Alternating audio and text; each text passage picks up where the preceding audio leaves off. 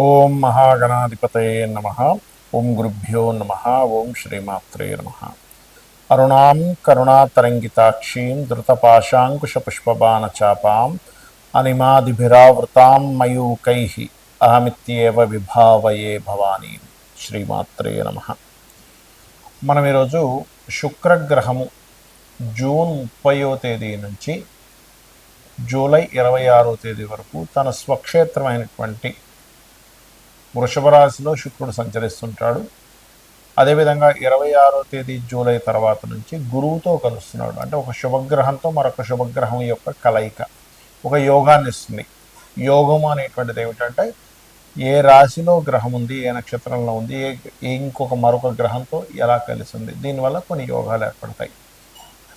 దీనికి సంబంధించినటువంటి విషయంలో మీకు ద్వాదశ లగ్నముల వారికి ఏ విషయాల్లో చాలా బాగుంటుంది, ఏ విషయాల పట్ల కాస్త జాగ్రత్త వహించాలి. ఎందుకంటే ఇక్కడ ఓన్లీ శుక్ర గురువులు కలవడమే కాకుండా కుజకేతువులు కూడా కలిసి ఉంటున్నారు ఇక్కడ. కాకపోతే 28 జూలై నుంచి మారిపోతున్నారు. సో దానివల్ల పెద్ద ప్రమాదం ఏం లేదు.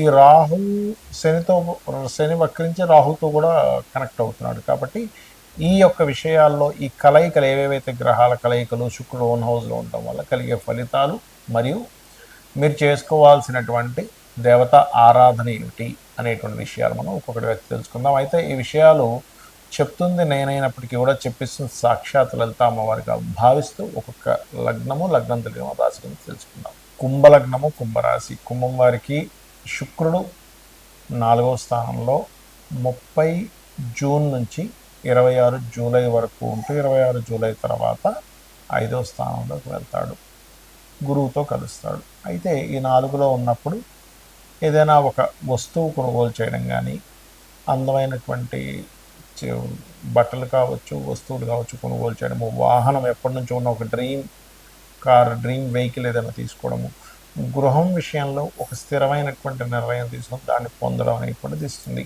వీటిలో ఏదైనా ఒకటి మీకు ఒక మంచి కంఫర్ట్ని ఇచ్చేది వస్తువు కానీ, వాహనం కానీ, గృహం కానీ జరిగే యోగం ఉంటుంది ఇక్కడ. అయితే మీ పర్సనల్ చార్ట్లో కూడా ఆ మహాదశలు అంతర్దశలోకి ఇంకొంచెం ఫాస్ట్గా జరుగుతుంది. ఇక పంచమంలోకి వెళ్ళేటువంటి శుక్రుడు ప్రధానంగా ఇక్కడ సంతానానికి సెటిల్మెంట్. ఎప్పటి నుంచో మనం అనుకుంటే ఏమిటంటే మా పిల్లలకి డిగ్రీ అయిపోయింది, 30 ఏళ్ళు వచ్చేస్తున్నాయి, 28 ఏళ్ళు వచ్చేసాయి, ఇంకా ఇందులో జాయిన్ అవ్వలేదు, వీడు ఇందులో జాయిన్ అవ్వకపోతే మరి ఎట్లా సెటిల్ అవుతాడు అనేటువంటిది ఒక ఇది ఉంటుంది. కాబట్టి ఈ యొక్క విషయంలో శుక్రుడు తోడ్పడతాడు. కాకపోతే లగ్నంలో రాహు ఉండి శని వస్తున్నందుకు ముఖ్యంగా కుంభలగ్నం లేదా కుంభరాశి వారికి కొంచెం ఊహలు ఏమవుతుందో ఏంటో అనే ఒక భయము, ఒక రకమైనటువంటి ఇమాజినేషన్స్ పెరుగుతూ ఉంటాయి. కాకపోతే శుక్రుడు 4-5 స్థానాల్లో ఉండేటువంటి శుక్రుడు ఏదో ఒక వస్తువు, గృహం మాత్రం ఇచ్చి తీరుతాడు. ఇక్కడ కొత్త కోర్సెస్ అయినా చేస్తారు. శుక్రుడు ఫ్యాషన్ రిలేటెడ్ వాటికి కారకుడు కాబట్టి అటువంటి కోర్సెస్ చేస్తారు. కాకపోతే మీరు రోజు నిద్రలేచిన వెంటనే అమ్మవారిని చూడడం, దుర్గాదేవిని ముఖ్యంగా చూస్తూ ఉండండి. నిద్రపోయేటప్పుడు కూడా దుర్గని, ఈశ్వరుని తలుచుకొని నిద్రపోండి. ఇటువంటి దుస్వప్నాలు కూడా రావు, గుర్తుపెట్టుకోండి.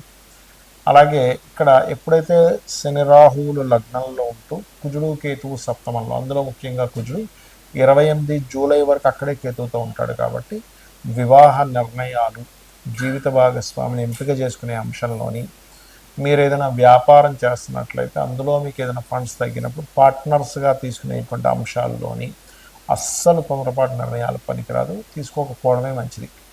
అయితే ఈ కుజకేతువులు సప్తమంలో ఉన్నప్పుడు కొంచెం మరి మీకు ఎంతైనా ఆల్రెడీ ఇప్పటికే ఎవరితోనైనా పార్ట్నర్స్తో మీరు బిజినెస్లు చేసేటప్పుడు కాస్త మంగళవారాలు, ఆదివారం వారితో ఎటువంటి ఆర్గ్యుమెంట్స్, డిస్కషన్స్ చేయకండి. అది తప్పుదోవ పట్టిస్తుంది. అంటే దాని ద్వారా మీరు కొంత నష్టపోతారు. అలాగే శనివారం కూడా. మరియు దీంతోపాటు పెళ్ళి చూపులకు వెళ్ళడం కూడా మంగళ, ఆది, శనివారాలు అవాయిడ్ చేయండి ఇప్పుడుండే గ్రహస్థితి రీత్యా.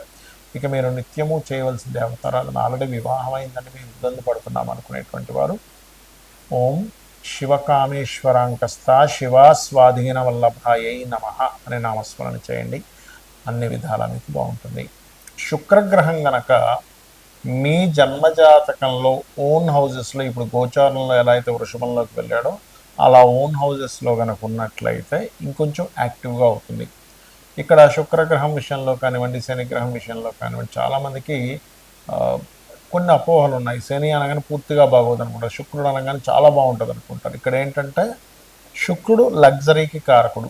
చిన్న ఎగ్జాంపుల్ చెప్తా చూడండి. ఇప్పుడు బాడీ పార్ట్స్లో కూడా శుక్రుడు కారకత్వాలు ఉంటాయి. అలాగే కిడ్నీసు, దృష్టి,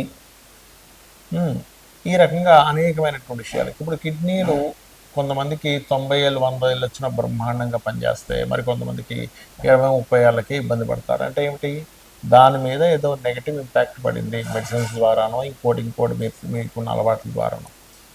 మరి అందరికీ కిడ్నీలు ఎందుకు అలా పనిచేయమంటే అది ఉండే బలాన్ని బట్టి.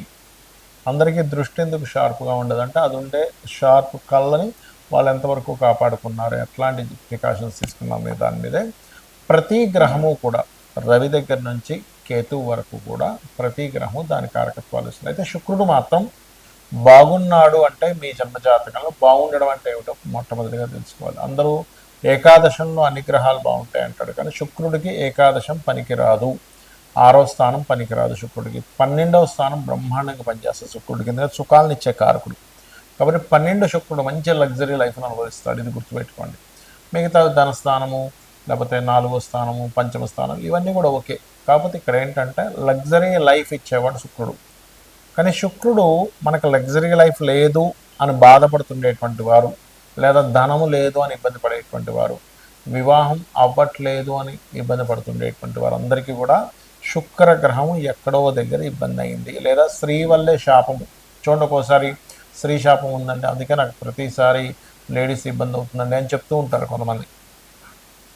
అంటే దాని అర్థం ఏమిటి, స్త్రీకారకుడైన శుక్రుడు ఎక్కడో పాడయ్యాడు. పాపగ్రహాల మధ్యన ఉండడము, 6వ స్థానంలో శత్రుక్షేత్రంలో ఉండడము, ఏకాదశంలో ఉండడము. చాలామంది ఏకాదశి అంటే మంచిది అనుకుంటారు, కానీ శుక్రుడికి మంచిది కాదండి. అందరికీ మంచిదే, కానీ శుక్రుడికి మంచిది కాదు. ఇది బాగా అర్థం చేసుకోండి. ఎనీ మ్యారిటల్ లైఫ్ డిస్టర్బెన్స్ ఉన్న జాతకంలో ఏకాదశ శుక్రుడు 90% ఆఫ్ జాతకాల్లో ఉంటారు. రీసెర్చ్ పాయింట్ ఆఫ్ వ్యూలో చెప్తున్నాను నేను మీకు. శాస్త్రంలో కూడా ఉన్న విషయం నేను చెప్తున్నటువంటిది కాదు. అలాగే మరొక విషయం ఏంటంటే, ఇక్కడ మీకు శుక్రగ్రహ బలం పెరగాలి, ఎందుకంటే ప్రతి ఒక్కరికి ధనం కావాలి, లగ్జరీ కావాలి, సుఖాలు కావాలి అనేటువంటిది ఉంటుంది. కంఫర్ట్, గృహము, వీటన్నిటికీ కారకుడు కాబట్టి శుక్రుడు. మీరు అసలు మీ శుక్రగ్రహం ఏ గ్రహాల ద్వారా అది కంబస్ట్ అయింది, ముఖ్యంగా రవితో కంబస్ట్ అవుతాడు ఎక్కువగా. అంటే అన్నీ స్ట్రక్ అయిపోయి ఉన్నాయండి, కారు ఉంది కానీ అది రిపేరే పక్కన ఉంది అంటుంటాడు, గృహం ఉంది కానీ అందులోకి వెళ్ళలేకపోతున్నా అంటాడు, అన్ని క్వాలిటీస్ ఉన్నాయి కానీ ఎందుకో జీవిత భాగస్వామి దగ్గరగా లేరంటారు. బికాజ్ ఆఫ్ శుక్రుడు కంబస్ట్ అవ్వడం వల్ల. ఎవరితో అవుతాడు, సూర్య భగవానుడు ద్వారా శుక్రుడు ఎప్పుడైనా కంబస్ట్ అవుతాడు. సూర్యుడు వల్ల చాలా గ్రహాలు కంబస్ట్ అవుతాయి, గురుమౌర్జమి, శుక్రమౌర్జమి, ఇలా చాలా ఉంటాయి. బట్ శుక్రుడు పర్టికులర్గా ఎక్కువ కంబస్ట్ అవుతాడు అన్ని గ్రహాల కంటే కూడా. అప్పుడు సూర్య నమస్కారాలు చేసుకోవాలి. అంటే సూర్యుడికి శుక్రుడికి 10 డిగ్రీల లోపల, 8 డిగ్రీలు మినిమం లోపల కనుకుంటే అది కంబస్టన్ తీసుకోవాలంటే, ఉదాహరణకి ఒక రాశిలో ఎనీ రాశి 12 రాశిస్లో ఏదైనా ఒక రాశిలో రవి ఉన్నాడు, శుక్రుడు ఉన్నాడు. శుక్రుడున్న డిగ్రీలు, రవి ఉన్న డిగ్రీలు 8 డిగ్రీస్ లోపల కనుకుంటే అది కంబస్ట్ అయిందని అర్థం చేసుకోవాలి. కొన్ని యాప్స్లో 10 డిగ్రీస్ 15 డిగ్రీస్ దాటినా కంబస్టన్ ఇస్తారు, అది కాదు ప్రామాణికము, ఇది గుర్తుపెట్టుకోండి. ఇక రెండవ విషయం ఏంటంటే, శుక్రుడికి సంబంధించినటువంటి విషయాల్లో లలితా సహస్రనామాలలో ఎటువంటి నామస్మరణ చేయాలి, ఓం శ్రీమాత్రే నమః, ఇది ప్రధానంగా చేయండి. లేదు కొంచెం కేతువుతో కలిసి ఉన్నప్పుడు ప్రతిదీ ఆటంకాలు అవుతూ ఉంటాయి, జీవిత భాగస్వామితో దూరంగా ఉండవలసి వస్తూ ఉంటుంది. ఈ యొక్క విషయాలను చూసుకోవాలి. ఒక్కొక్కసారి జీవిత భాగస్వామి లేదా అక్కచెల్లెళ్ళు, అన్నదమ్ములు, ముఖ్యంగా అక్కచెల్లెలతోనే జీవిత భాగస్వామితో వాళ్ళు కొంచెం ర్యాష్గా ఉండడము, కొంచెం ముక్కుసూటిగా ఉండడం, అసలు కుండ బద్దలు కొట్టినట్టుగా చెప్పడం, ప్రతిదానికి ఘర్షణ పడడం జరుగుతుంటాయి. అలాంటప్పుడు దానికి కారణం ఏమిటి అంటే, ఈ శుక్రుడు ఎక్కడో మీకు పాపగ్రహాల నడుమ ఉన్నాడు, శని కుజులతో ఎక్కడో ఉన్నాడు. అప్పుడు వాటికి సంబంధించిన దానాలు ఇవ్వడం, అంటే నువ్వులు కందులు దానంగా ఇవ్వడం, నవగ్రహాల్లో కుజగ్రహము శనిగ్రహం దగ్గర దీపారాధన చేయడం, ఇవి చేస్తుండాలి. మరి గురు శుక్రుల కలయిక మీ జన్మజాతకంలో గనక మీ పర్సనల్ చార్ట్లో మిథునంలో కానీ, తులలో కానీ, లేకపోతే కన్యలో కానీ, కుంభంలో కానీ, ధనస్సులో కానీ, లేదా మీనంలో కానీ ఉన్నట్లయితే, ఈ గురు శుక్రుల కలయిక ఎప్పుడైతే మీకు జూన్ 26వ తేదీ నుంచి జూలై 26వ తేదీ నుంచి దాదాపుగా గురు శుక్రులు కలుస్తున్నారు కాబట్టి జూలై 26 నుంచి ఆగస్టు 20 వరకు ఉండేటువంటి గ్రహస్థితి మీకు కొన్ని పాజిటివ్స్ని ఇస్తుంది.